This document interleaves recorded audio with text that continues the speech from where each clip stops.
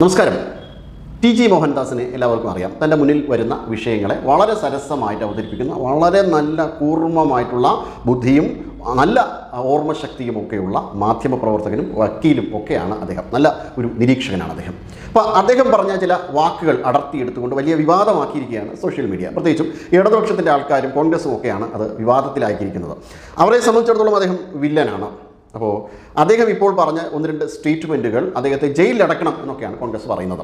ഇടതുപക്ഷത്തിൻ്റെ ലെഫ്റ്റ് ലിബറലുകളും ആ രീതിയിലാണ് പറയുന്നത്. അദ്ദേഹത്തെ കിളവൻ, വയസ്സൻ, വൃദ്ധൻ എന്നൊക്കെ പറഞ്ഞുകൊണ്ട് വലിയ രീതിയിൽ അധിക്ഷേപങ്ങൾ നടത്തിക്കൊണ്ടാണ് ഈ രീതിയിൽ അദ്ദേഹത്തെ ആക്രമിച്ചുകൊണ്ടിരിക്കുന്നത്. ആ സ്റ്റേറ്റ്മെൻറ്റുകളൊക്കെ ഇനി ഏത് ആംഗിളിലാണ് നമ്മൾ കാണേണ്ടതെന്നുള്ളത് മറ്റൊരു വിഷയം. അദ്ദേഹം നിലവിലിപ്പോൾ ജയിലിലായിട്ടില്ല. ജയിലിലാകുകയാണെങ്കിൽ ആര് കിടക്കേണ്ട ജയിലിലായിരിക്കും ടി.ജി. മോഹൻദാസ് ആകാൻ പോകുന്നത് എന്നതാണ് ഒരു പ്രധാനപ്പെട്ട സംശയം. ഈ 2018 ദീപാ നിശാന്ത് എന്ന് പറയുന്ന ഒരു ലെഫ്റ്റ് ലിബറൽ കമ്മ്യൂണിസ്റ്റ് സൈദ്ധാന്തിക, ഇപ്പോൾ RSS സൈദ്ധാന്തികൻ എന്ന ടി.ജി. മോഹൻദാസിനെ പറയും പോലെ ദീപാ നിശാന്ത് എന്ന കോപ്പിയടിക്കാരിയായിട്ടുള്ള ഇടതുപക്ഷ സൈദ്ധാന്തിക 2018 ഒരു പോസ്റ്റ് ഷെയർ ചെയ്തിരുന്നു. BJPക്ക് വോട്ട് ചെയ്ത 33% ആൾക്കാരെയും വെടിവെച്ച് കൊല്ലണമെന്ന്. അതായത് രാജ്യത്തിലെ 33% ആൾക്കാരെ വെടിവെച്ച് കൊല്ലണം എന്നാണ് അധ്യാപിക പറഞ്ഞത്.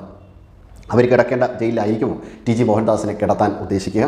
ഇനി അതല്ല, മറ്റ് ചില ആൾക്കാർ പറഞ്ഞ, ഇപ്പോൾ സ്ത്രീകളുമായി ബന്ധപ്പെട്ട് ടി.ജി. മോഹൻദാസ് ചില കാര്യങ്ങൾ പറഞ്ഞു എന്നതാണല്ലോ മറ്റൊരു പ്രധാനപ്പെട്ട വിഷയം. അപ്പം സ്ത്രീകൾ, ഇടതുപക്ഷത്തിൻ്റെ ലെഫ്റ്റ് ലിബറൽ മുഖംമൂടി അണിഞ്ഞു വരുന്ന, അല്ലെങ്കിൽ ലെഫ്റ്റ് ലിബറലുകളായിട്ടുള്ള സ്ത്രീകൾ, മുഖംമൂടി എന്ന് പറഞ്ഞത് ആലങ്കാരികമായിട്ട് പറഞ്ഞതാണ് കേട്ടോ. കാരണം മുഖംമൂടിയല്ല, യഥാർത്ഥത്തിൽ വളരെ നല്ല ലെഫ്റ്റ് ലിബറലുകൾ തന്നെയാണ്. ഇടതുപക്ഷം പോലും അതിനെ എതിർത്തിട്ടൊന്നുമില്ല. CPM ഒരു രീതിയിലും അതിനെ എതിർത്തിട്ടില്ല. അതിലൊന്നാണ് മാലാ പാർവതി, മറ്റൊന്ന് ശ്രീലക്ഷ്മി അറക്കൽ, രശ്മി നായർ, നമ്മുടെ പശുപാലൻ്റെ ഭാര്യ രശ്മി നായർ. ഇങ്ങനെ കുറച്ചധികം ആൾക്കാരുണ്ട്. ഇവർ ഈ മുൻകാലത്ത് കുറേ സ്റ്റേറ്റ്മെൻറ്റുകൾ പറഞ്ഞിട്ടുണ്ട്.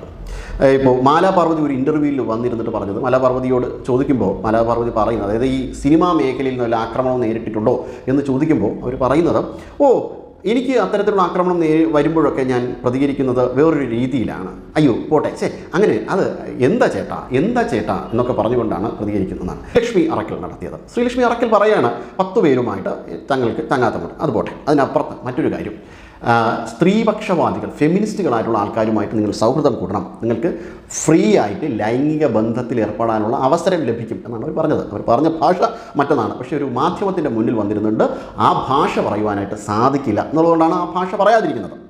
അങ്ങനെയല്ല അവർ അത് പറഞ്ഞത്. അതിനെ വളരെയധികം മ്ലേച്ഛമായിട്ടാണ് ആ സ്ത്രീ അതിൽ പ്രതികരിച്ചത്. ഇനി ശ്രീലക്ഷ്മി അറക്കൽ പോട്ടെ, രശ്മി നായരുടെ കേസൊക്കെ എല്ലാവർക്കും അറിയാമല്ലോ.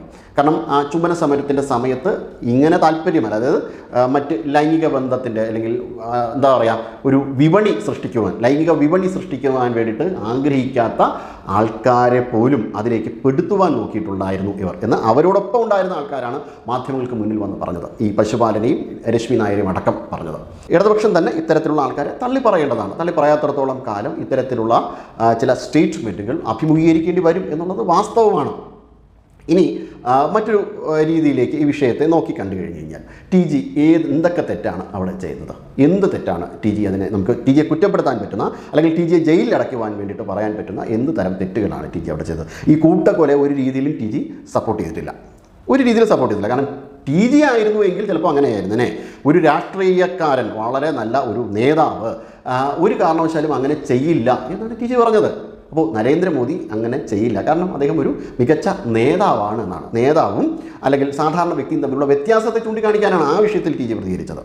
അപ്പോൾ ഇങ്ങനെ ഓരോ വിഷയവും ഓരോന്നായിട്ട് എടുക്കുമ്പോൾ നമുക്ക് മനസ്സിലാക്കാൻ പറ്റുന്നൊരു കാര്യമുണ്ട്, അനാവശ്യമായ വിവാദങ്ങളാണ് ഇത്. കേസൊന്നും ആവാൻ പോകുന്നില്ല. കേസ് ആവണമെന്നുണ്ടെങ്കിൽ ഇത് മുഴുവൻ കണ്ടതിന് ശേഷം, ഇതിൻ്റെ ഒരു പാർട്ടല്ല, ഈ എഡിറ്റഡ് പോർഷനല്ല, മുഴുവൻ കണ്ടതിന് ശേഷം എന്താണ് ടി.ജി. പറഞ്ഞത് എന്ന് നോക്കി വിലയിരുത്തി അതിനുശേഷം മാത്രമേ കേസെടുക്കാൻ പറ്റുള്ളൂ. അല്ലാതെ ഈ യൂത്ത് കോൺഗ്രസിൻ്റെയോ ഇല്ലെങ്കിൽ ഈ SFIയുടെയോ ആൾക്കാരൊക്കെ വന്ന് പറയുന്നത് കേട്ടുകൊണ്ട് കേരള പോലീസോ അല്ലെങ്കിൽ ഇന്ത്യയുടെ നിയമ സംവിധാനമോ ടി.ജിക്കെതിരെ നല്ല ആർക്കെതിരെയും കേസെടുക്കാൻ പോകുന്നില്ല. പിന്നെ ഇത്തരത്തിലുള്ളതായ സ്ത്രീകളെ ഈ പൊതുസമൂഹത്തിൽ വന്ന് അഭിപ്രായം പറയുമ്പോൾ നിങ്ങൾ ദയവ് ചെയ്ത് ഇടതുപക്ഷത്തിൻ്റെ ലേബൽ ഉപയോഗിക്കരുതെങ്കിലും കുറഞ്ഞപക്ഷം ഇടതുപക്ഷം പറയണം, ഇനിയെങ്കിലും പറയണം. കാരണം ഇങ്ങനെയും ആൾക്കാർക്ക് പ്രതികരിക്കാനുള്ള അവസരം ഉണ്ടാക്കി കൊടുക്കുന്നത് അവർ തന്നെയാണ്. ഇനി